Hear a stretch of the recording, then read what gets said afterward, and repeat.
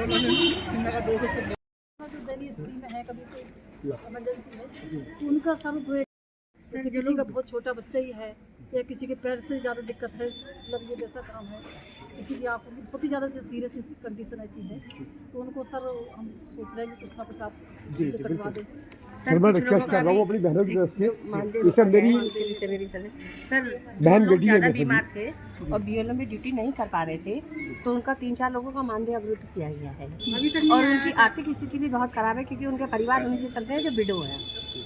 तो सर हम चाहेंगे कि उनका मानदेय जो है आए और वो अपना आंगनबाड़ी का काम तो कर ही रहे हैं, बीएलओ में नहीं कर पा रहे, फील्ड वर्किंग नहीं हो रही है उनसे। आंगनबाड़ी का भी जी जी आंगनबाड़ी का मानदेय सर आंगनबाड़ी का ही मानदेय है सर। बीएलओ का काम काफी प्रेशर दिया जा रहा है, कुछ आंगनबाड़ी ऐसी हैं है जो मांगी पड़ गई पहले की लगी हुई थी, 8वां पास थी 9वां पास थी, वो लगी हुई थी, उनसे आज तक कोई ऐसा काम नहीं होता। अब सारा काम ऑनलाइन हो गया है, उनसे नहीं होता, उनकी भी ड्यूटी लगाई जा रही है। तो उस चीज़ को ये चीज़ देखी जा कि जो कितनी पढ़ी लिखी हैं उनकी ड्यूटी लगाई जाए, ये नहीं लगाई जाए कि आप बस लिस्ट भाई और उसी से लगा दी। जो ऑनलाइन जानता हो काम जो ऑनलाइन जानता हो उसी की ड्यूटी लगाई जाए।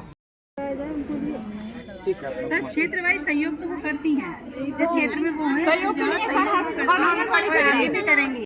क्या नाम है आपका? मेरा नाम सीमा राठौर है और मैं शहर रामपुर से। आज आप कलेक्ट्रेट आई हैं, ज्ञापन दिया, क्या है मामला? मामला ये है कि जैसे और राज्यों में भी वेतनमान बढ़ चुका है, सब लोगों का मानदेय बढ़ गया है और हमारे यहाँ यूपी में मानदेय नहीं बढ़ रहा है।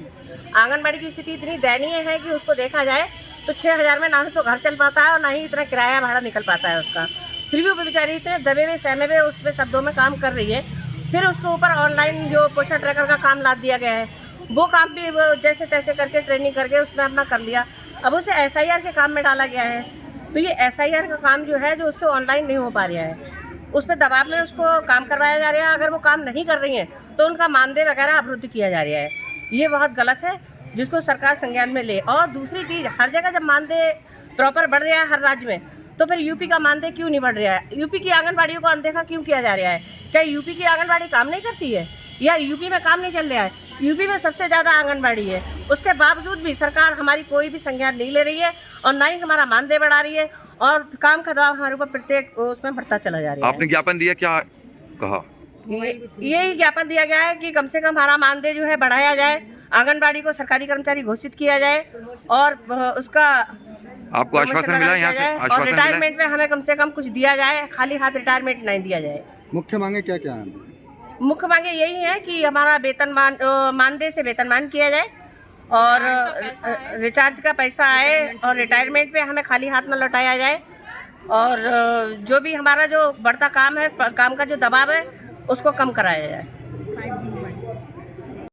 अगर जल्दी भर देती है तो वो दोबारा से वापस आ जा रहा है। कई बहनों के साथ शिकायत हुई है जिन्होंने राशन जल्दी बांट दिया, पंजीकरण के बाद दोबारा वापस हो रहा है। तो अब जब एक बार राशन लड़कियां दे चुकी हैं, दोबारा कहाँ से देंगे? राशन जो DI के हिसाब से आता है और लाभार्थी वहाँ पर ज़्यादा होती है। तो इस चक्कर में हमारा तो सरकार से यही है। फिर दूसरा ये है कि हम लोग जो खाली रिटायरमेंट जो हो रहा है, खाली कर रहे हैं, कोई मुफ्त राशि हम लोग को नहीं दी जा रही है।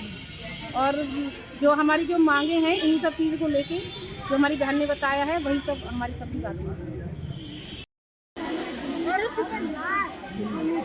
हमारी बहनें इतनी परेशान है सर, तो बहुत ही परेशान है। क्यों? मानदेय इतना कम है और काम इतना बोझ, सिर पे बोझ है इनका, तो इसलिए दबती चली आ रही है। फिर ऊपर से इनका मानदेय रोक दिया जाता है तो अपने घर परिवार वो कैसे चलाएं सर? 2-2, 3-3 महीने का मानदेय रुका पड़ा है सर, तो वो अपने परिवार इसी पे सहमत बेचारी कर रही है। वो अब गरीब परिवार की, तो इनका मानदेय ना रोका जाए बस। सबसे बड़ी बात तो ये है कि बिना मतलब हमारा रिचार्ज, बिना कोई नेट जी बिना फोन के तब ये सारा काम करेगा। कहना चाहेंगे में ऐप नहीं चल पा रही है, मोबाइल में नहीं चल पा रही है, तो ये भी बहुत समस्या है। ये जलाई दवाई जो बात सुन के सर अपने आप रिचार्ज कराते हैं, अपने आप सर फोन भी 3 GB है, 5 GB हमने लोगों ने 22-20 दिया जाए। हमें सुविधाएं अवेलेबल करे जाए। काम करने में आंगनबाड़ी पीछे नहीं कर रहे हैं, सारा ही काम आंगनबाड़ी कर रही है और काम की तरह इतना बोझ दबा दिया है हम लोगों को कि हम बता नहीं सकते कितने काम है। हम अपना परिवार नहीं देख पा रहे हैं और इतना कम मानदेय में मेरा बेटा DMD रोग है, उसे लाइलाज है सर। मेरे गुर्दों में भी 2 स्टेंट पड़े हुए हैं सर, लेकिन फिर भी मजबूरी है सर। ऐसा प्रेजेंट टाइम है तो दूसरे लोगों को भी रिप्लेस कर सकते हैं।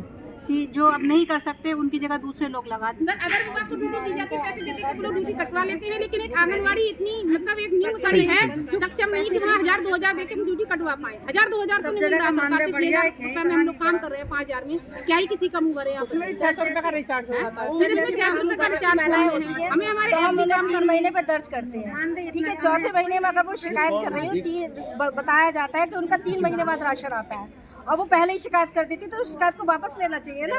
शिकायत सारा आंगनबाड़ी पे थोप देना। जिला वार्ड के बाहर गए हैं, समस्याएं बहुत ज्यादा है और हम लोग बहुत प्रताड़ित होने जा रहे हैं। आपके द्वारा हमके बार-बार प्रेशर बनाया जाता है, काम करने का, काम करिए। सर इससे बेहतर है कि आंगनबाड़ी को चोर साबित करने से अच्छा है कि प्रत्येक महीने राशन आए और वो लाभार्थी को प्रत्येक महीने मिलेगा, तो इसमें कोई पारदर्शिता रहेगी और कहीं कोई चोरी या कोई भी चीज नहीं कराई जाएगी।